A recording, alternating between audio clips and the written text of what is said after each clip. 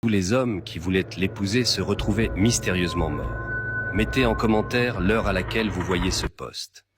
Au cœur d'un paisible village sénégalais vivait Diama, une jeune femme d'une beauté envoûtante. Les hommes du village en étaient obsédés, prêts à tout pour gagner son cœur, tandis que les femmes, jalouses, murmuraient dans l'ombre. Mais sa beauté cachait un très lourd secret. Elle vivait seule avec son père, Ousmane, depuis la mort tragique de sa mère. Ce drame les avait rapprochés, mais leur relation était particulière. Ousmane était extrêmement protecteur, presque étouffant.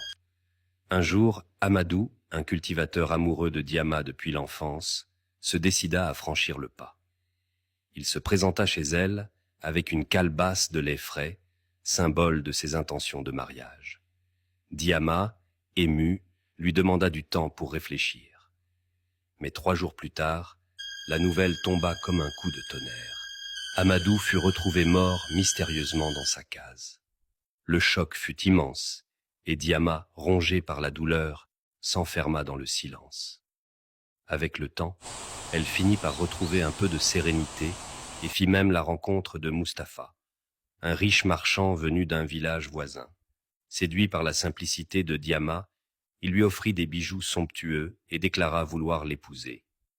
Mais 1 semaine plus tard, Mustapha fut retrouvé mort dans des circonstances tout aussi mystérieuses. Les villageois commencèrent à murmurer « Elle est maudite, sa beauté n'est qu'un piège ».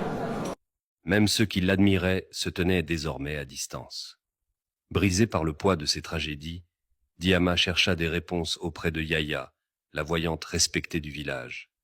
Yaya, après un long silence, murmura « Ce n'est pas une malédiction, Diama.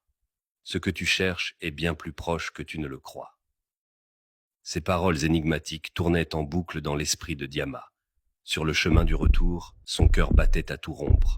En arrivant chez elle, elle entendit des bruits inhabituels venant de la case de son père. Curieuse, elle s'approcha en silence et ce qu'elle vit la glaça d'effroi. À votre avis, qu'a-t-elle vu? Abonnez-vous pour la suite.